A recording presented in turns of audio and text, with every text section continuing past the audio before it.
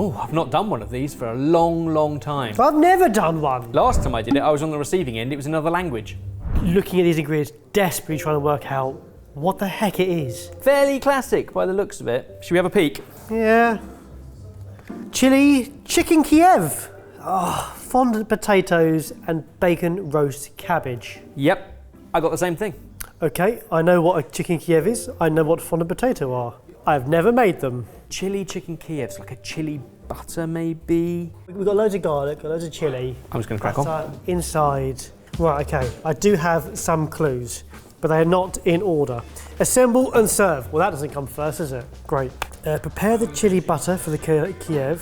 Mix the chili herbs. Cook the chicken Kyiv. Assemble and coat the Kyiv. Roast the bacon and cabbage. And glaze the fondants. Cook the fondant potatoes. Potatoes also take a long time. How long do we have? An hour-ish? Okay. Time-wise, I think potatoes take the longest. I'm going to do potatoes first, then the butter. The good news, we're only making literally one plate. So how many fondant potatoes on one plate? Classically, they could be turned like barrel shapes, or they could be discs. Yeah, I've got an order. I'm going to start. I'm going to start with the potatoes. And all it says is to peel and cut the potatoes, colour in hot oil, then braise with stock, aromatics, and herbs till tender. Typically, I'd probably do these with like a ring cutter, so they're all perfectly spherical. However, today, I haven't got that. So we're going to work with what we've got. Square without too much waste. The bit I can't get my head around with fondant potatoes is I usually have them in restaurants where they're perfectly shaped. There's not a chance I'm going to get close to that without wasting half a potato. So I can't work out what shape to cut them. Lots of different methods to a fondant potato as well. You can start by browning them in butter and then finish them in stock, or you can start with stock that's cold. As it slowly cooks and heats up, the stock evaporates off and leaves you with butter. I think that's the one I'm going to go with. So a crushed clove of garlic, bay leaves, thyme, rosemary in there with stock, enough to pretty much cover them. So I've cut the edges off to make that the bottom, to go flat down in the pan. Stuff it, let's go perfect. Oh, I got cutters. I found cutters in my kitchen.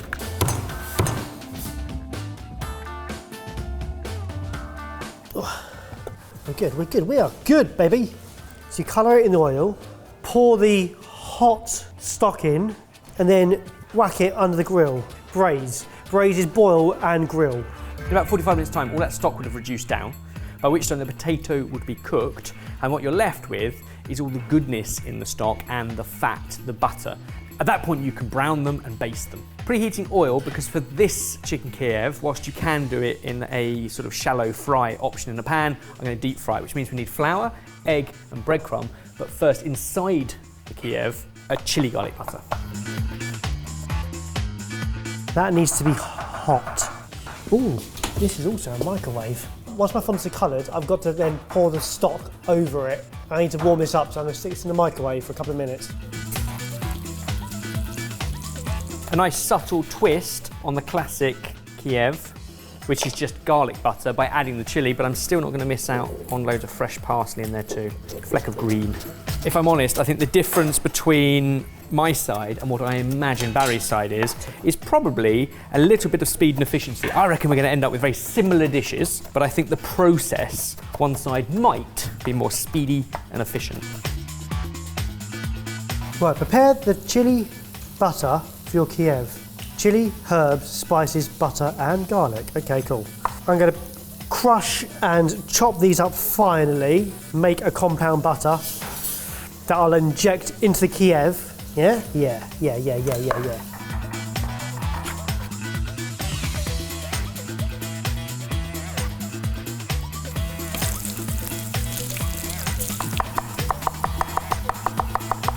I want almost like a garlic puree, I think.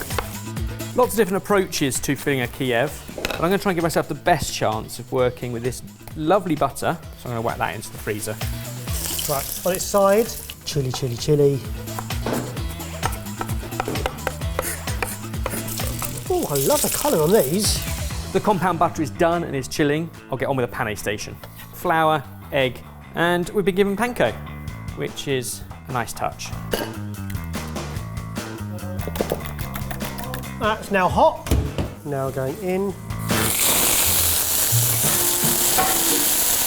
That's what happens when you put water into oil.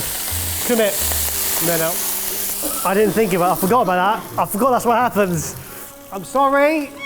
Bacon roast cabbage. Now, I feel like there's lots of different ways of serving bacon and cabbage. It's actually, bacon and cabbage is an Irish tradition, but we've been given a good chunk of bacon, so we're going to start to cook that off in a pan, add a little bit of garlic, a little bit of thyme, and then add the cabbage in with a whole bunch of the bacon fat and a little bit of butter. Oh no, my bowl was too small. I put too much butter in my bowl. It's so messy. What I've done is I've over melted my butter. I tried to soften it and I've turned it into liquid. Salt and ice. That's cooling down, and then I'll stuff that in my chicken. Let's whack that in the freezer to give it its best chance.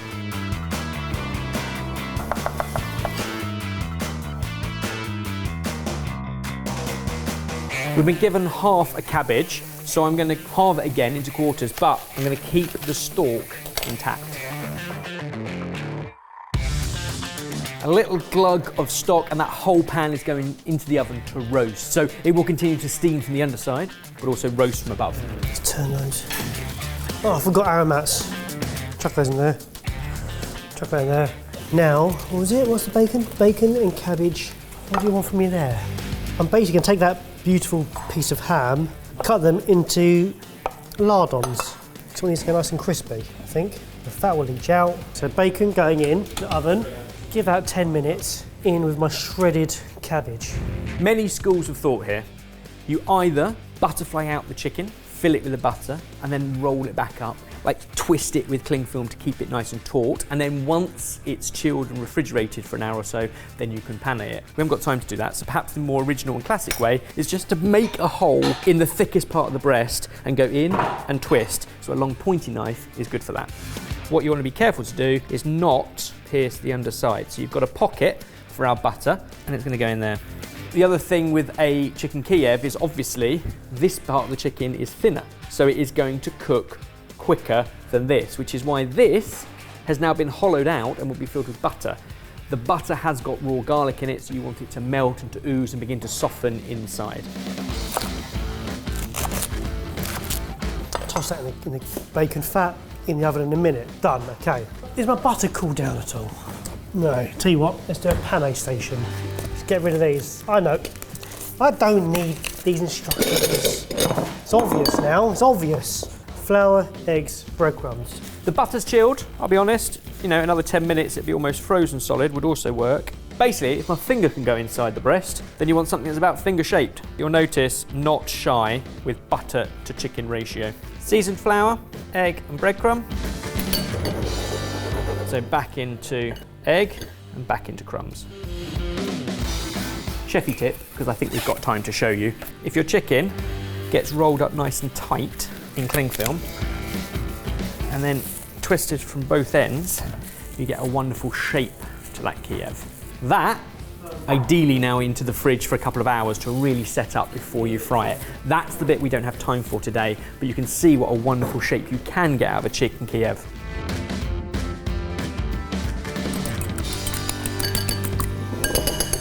Okay, butter, nearly all firmed up. It's still too soft. How do I get that into this? Do you have any piping bags? Fondant need another 15 minutes or so before we can start to baste and brown and glaze, which will be delicious. Chicken, difficult to tell, but I'd say maybe 8 minutes because it was a room temperature chicken breast.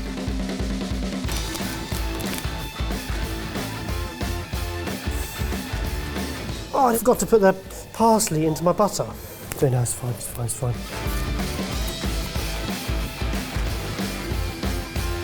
Okay, let's create a well in my breast. Okay, let's just mix my herbs in my butter.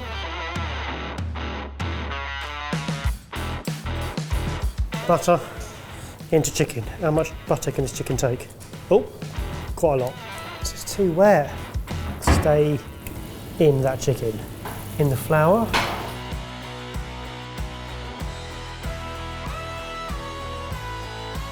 Breadcrumbs. Back into the egg. And back into the breadcrumbs. Right, now, what temperature does my oil need to be?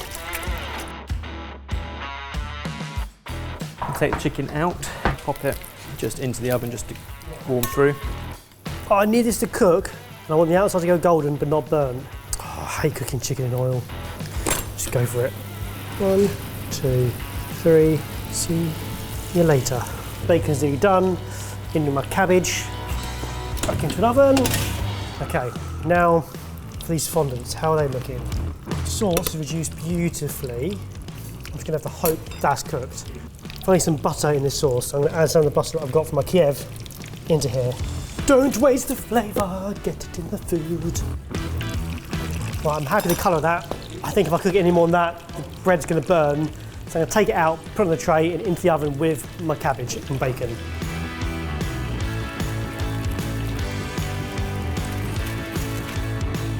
Back into the oven. Everything's now in the oven. Fondants need a little bit longer. I'm now gonna clean up this carnage.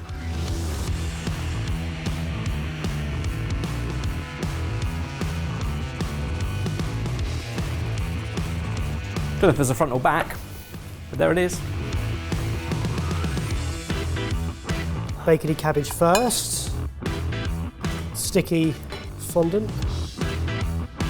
And a whopping Kyiv.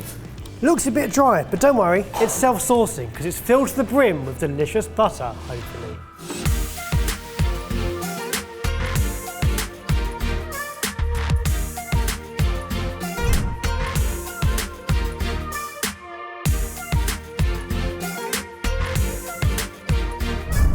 Oh no. Come on, well, no, look, same. Oh, okay. Breaded I'm all right with chicken, that. fondant, cabbage. Same, but very different. Straight off. Yeah. Good colour, still fresh cabbage, rustic crumb. It is the same dish. I'm happy with that. It's just I can see straight away the bits that I've done wrong. Not wrong. Not wrong. Different. Not wrong. What we're both really excited for is a cut into each. You're excited for it. I'm very nervous of where the butter may be. Where do you think it is? Because we'll try and cut through it. Oh, it is in the middle. Should be there. Go on then. We should have a nice hollow pocket, but the chicken should be cooked and you have loads and loads of butter inside.